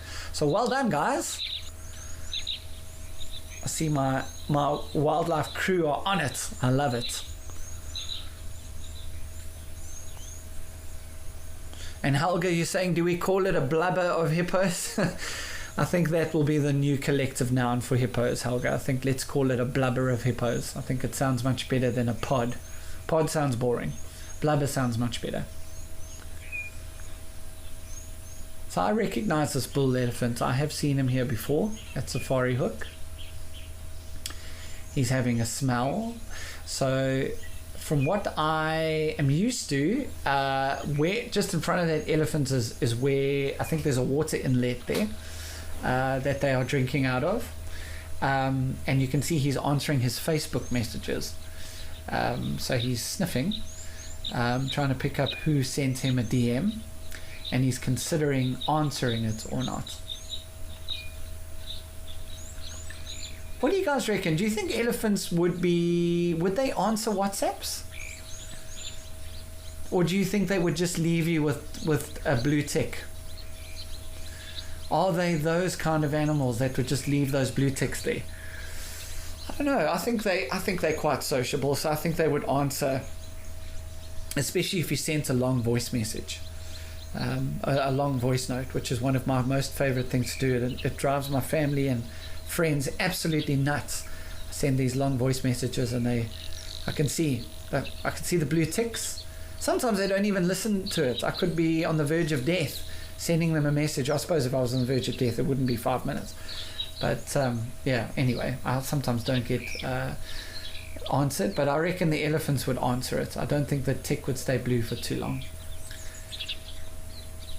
This is cool. You don't often see these guys coming into the water and drinking like this. This is a real treat for these guys, as they are used to, like I said, collecting most of their water. They will readily drink. All animals will readily drink.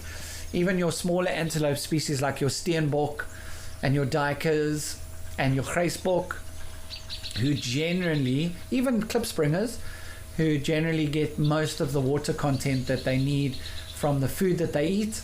If there is water available, they most certainly will drink. As you can see, this huge oryx is having a good drink here at the waterhole.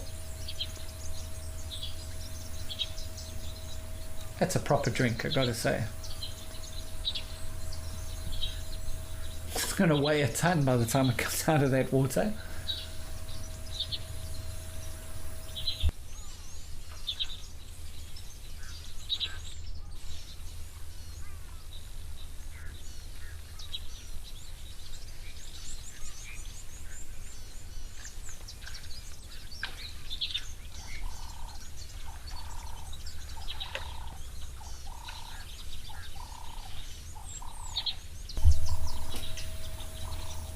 Well, if you can do it, so can I. He's got some food on his face.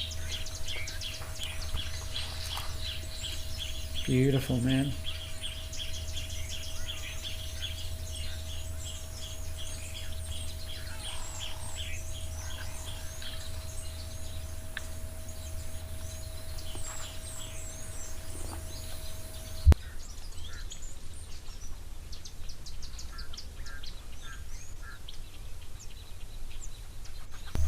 So like I was saying to you guys, how adaptable these animals are.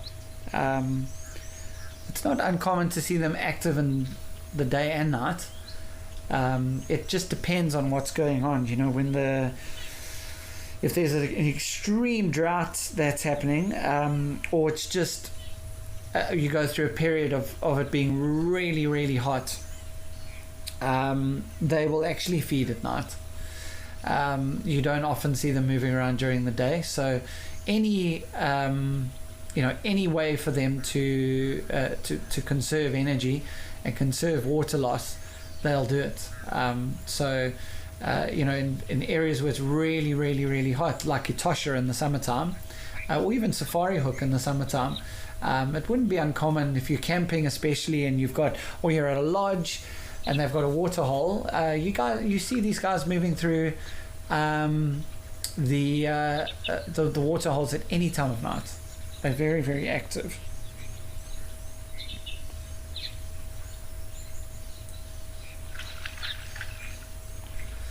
And they've got a very strange social kind of mix.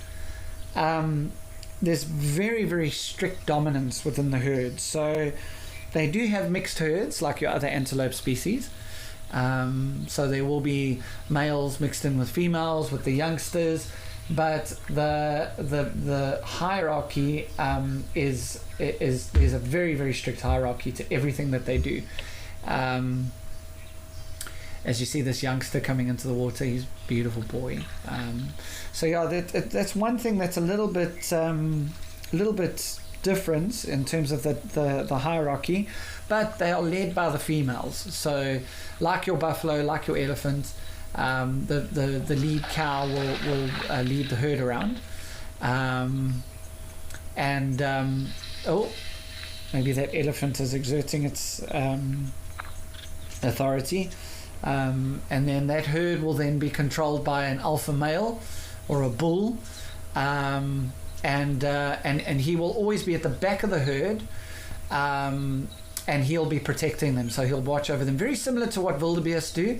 The males are quite standoffish, but they're always watching over their herd to make sure that nothing goes wrong.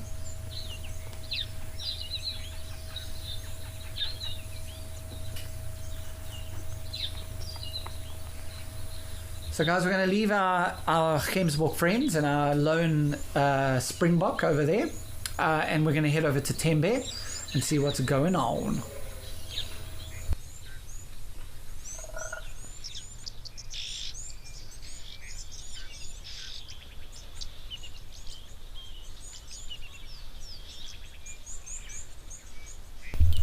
And what's going on is elephants. It looks like the same guys. Yeah, wildlife lady. You just commented just before we left Safari Hook. You were saying that how beautiful those Gemsbok are. especially when they're up close. Wildlife lady, they are stunning creatures, beautiful creatures. Their facial, they're almost perfect for our Halloween theme today. Just those little masks that they're wearing. They really, let me tell you, Mother Nature, when she takes her paintbrush out, she can really turn it on.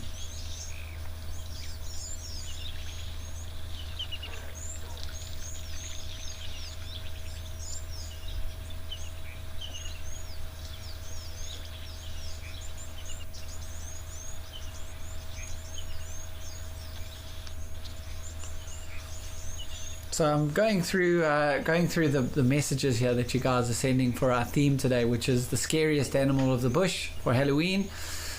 Keith, you're saying when you were in the army, you were checking up on the camp guards at about 3 a.m. and you heard a noise and you took cover, which when you're in the army is the right thing to do. And a massive porcupine came through camp and your heart nearly stopped. So your scary animal is a porcupine. Well, look, I mean, most slasher movies have an antagonist that runs around with a knife or some sharp weapon. So why not? Why not have the porcupine running around, stabbing you with its quills? Interesting fact about porcupine, guys, that some people think porcupine actually shoots their quills at you, but certainly in Africa, our porcupine, which is our largest rodent, they don't shoot their quills at all. Their quills, the bottom of the quill has got a little barb that hooks into the skin, and what our porcupines do is they jump backwards, and when the quill gets stuck into something and they pull back, that barb comes out quite easily, and then the quill stays stuck in the leopard's face or Keith's knee or whatever the case may be. They don't shoot it out, so at least you don't have to, at least you can take cover, but at a distance, Keith. It should be fine.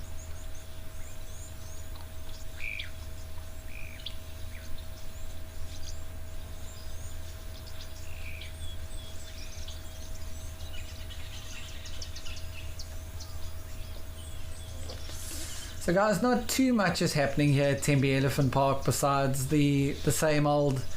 So we're going to go back to Safari Hook. Let's see what's going on there. Let's see if more oryx have come down.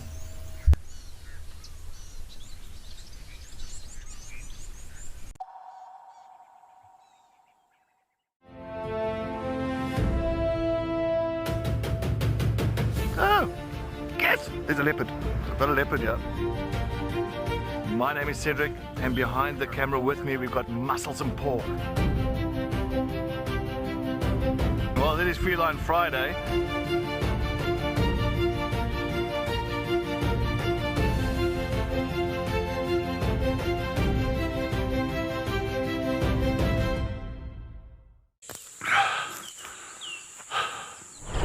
What does it take to handle the wild? Balance. Determination. Focus. Yaku!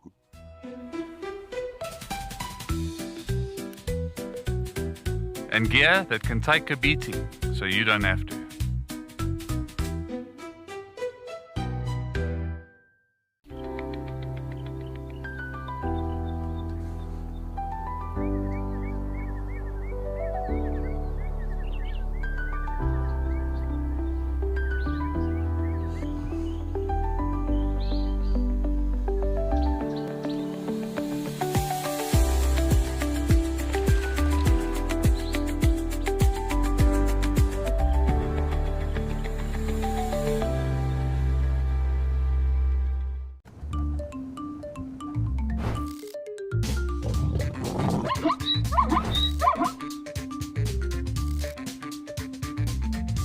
Morning everybody, thank you so much for joining us.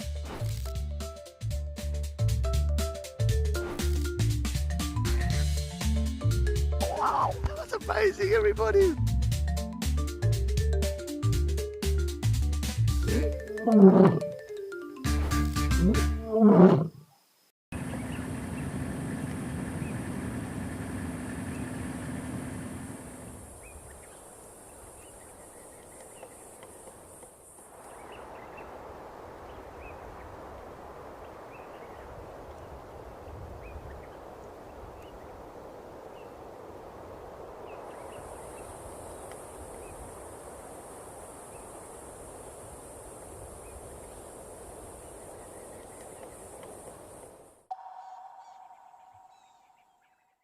swing, if you could call it a swing, I guess.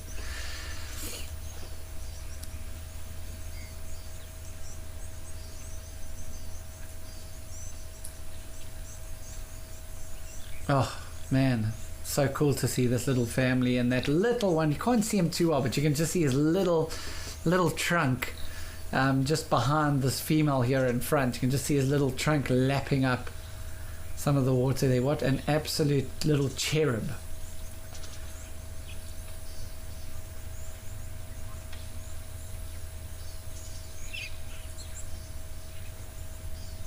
Blowing bubbles in the water. Oh man, this is actually making me thirsty.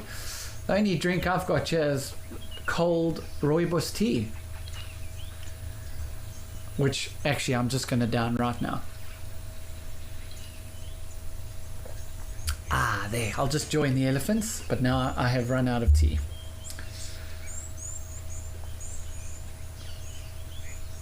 So guys, we're getting a lot of questions, buffalo questions today. Jane Ingrid Ludlow, thank you so much for your question.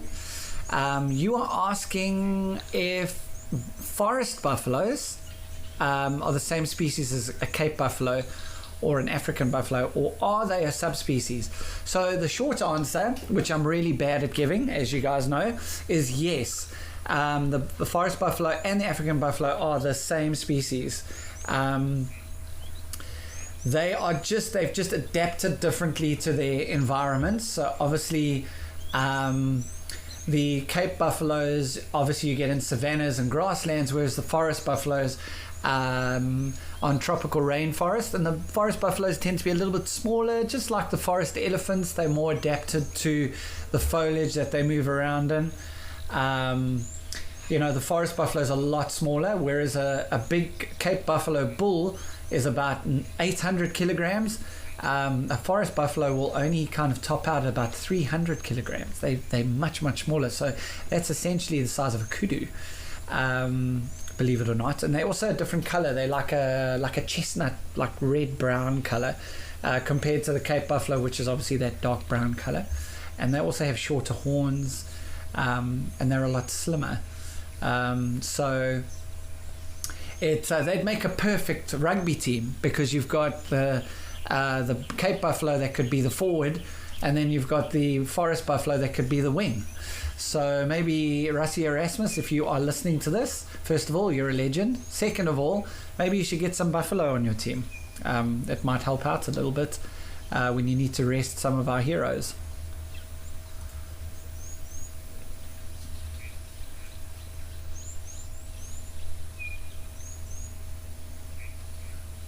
I've got a question as well from Robin again. Thank you, Robin. You're asking, do baboons swim when the weather's hot? They do. Baboons love to swim.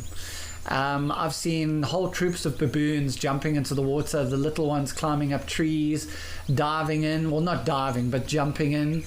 Baboons absolutely love it. Obviously, there needs to be some caveats. Obviously, no crocodiles to speak of, but they love a swim, Robin. They absolutely love it. It's very cute to watch as well. As you see this female elephant having a big splish splash there. She's going to get into trouble for muddying the water. The little one is coming back now. Mom, come on, you're messing up the water. It's interesting that the big female there hasn't had anything to drink. Unless that's that big male, actually. Have I missed? Has he been incognito the whole time? I have a sneaking suspicion that might be our Facebook boy. Just judging by that tusk, he or she would have to turn around for me to make a full judgment. Because they, both male and female, have got that droopy skin at the back. But I'd have to have a look at the cranium, but it could very well be Facebook boy. May have caught me out there a little bit. Because he's not participating in anything that's happening with that breeding herd. So I would hazard a guess that it is him.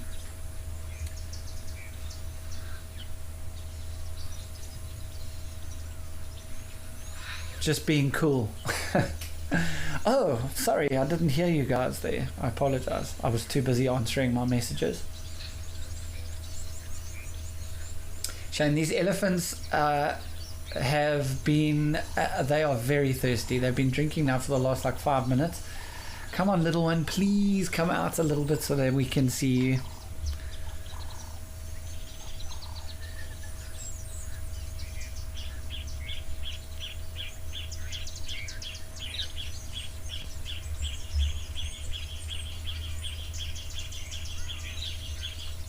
I agree, Wildlife Lady, you're saying you never get tired of watching elephants. I agree. I can actually sit for hours, especially when they're little ones, and just watch them, take photos, take some videos, and just, it's fascinating how socially how similar they are actually to human beings in terms of you'll have some young ones playing over there, and then you'll have a few older ones that are having a big fat chat about life in general. As we get a nice little zoom onto the Dumbo over there. And a lot of what happens, especially in countries like Namibia and Botswana, where there are humongous swathes of land, the elephants, you get big breeding herds that'll grow, and those elephant herds break up and the herds kind of split and they become what we call clans. So it will be families of elephants that have almost moved away, and then when they meet up again, it is the most joyous occasion. They greet each other, and the cousins meet up, and similar to human beings. It's actually quite interesting watching. Generally happens in the dry seasons when there's only certain water sources and food sources that they have to feed on and drink at. But it's so interesting watching these guys, and with that little nose, that little hose pipe darting in and out of the water. Deb Davies, thanks so much. You're saying you had no idea baboons swim. Deb, baboons are good swimmers actually. They don't take to the water readily, but like I said, they love the water. Absolutely love it. And Ollie, you're asking, have we seen lions on Live at the Waterhole today? No, we have not seen lions. I have yet to have my maiden lion sighting on Live at the Waterhole. Sadly, I'm still a lion virgin, so I'm hoping that will change at some stage.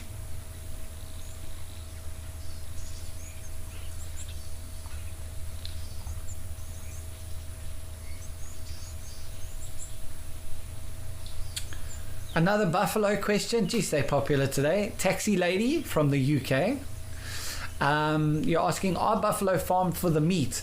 So yes, they are, Taxi Lady. There are some wildlife farms that will farm them specifically for meat.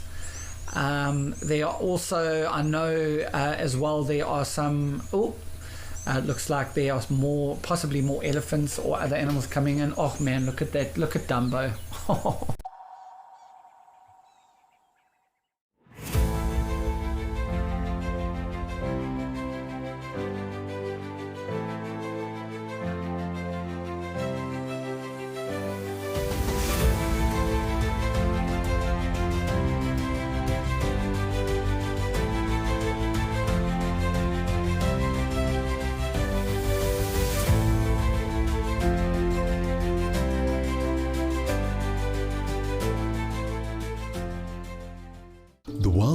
Foundation is a non-profit that uses the power of wildlife storytelling as a force for good. We create sustainable development projects that showcase conservation stories, empower people, and inspire environmental action. As a registered South African PBO, you can make a tax-deductible donation to the Wild Earth Impact Foundation. To find out more, visit our website.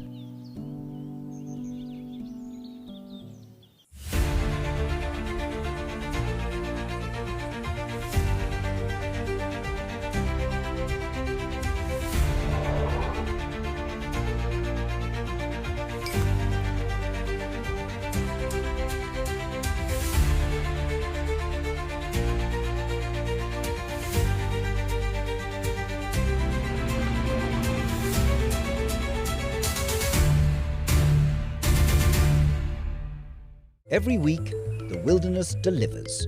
And that's why we're here. Drama, chaos, crimes, humour. All moments you'll never forget. We've counted them down, argued about them, and finally picked the very best. From rare sightings to classic bush showdowns, this is nature's weekly highlight reel.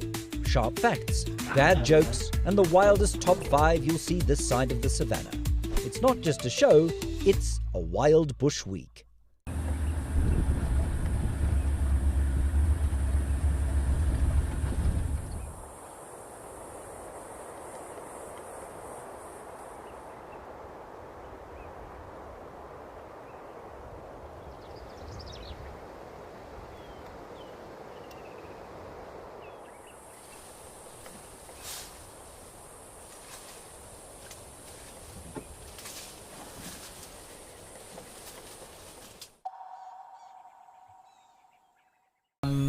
You'll see them lying down having a sleep. So yeah, it depends. All depends. Penelope, yeah, absolutely. Thank you for joining us, Penelope. I appreciate it. And Safari Hook has been a winner today with the beautiful sightings that we've had. So we've been very lucky. And we have about a minute and a half left of our live at the waterhole today, guys. So before my ADD gets caught up in another question or another sighting, I just wanted to say thank you so much for joining us today. Thank you for getting involved with the theme of the day. And if any of you are going to be trick-or-treating or having a horror movie marathon or anything like that over the weekend for Halloween, I hope you guys have the best time. I'm off for a while. I'm back in the bush guiding, but I will be back in November, in about a week or so's time, I think, a week or two's time. So I'm looking forward to seeing you guys already. I'm going to miss you guys, but you'll be in very good hands, I promise.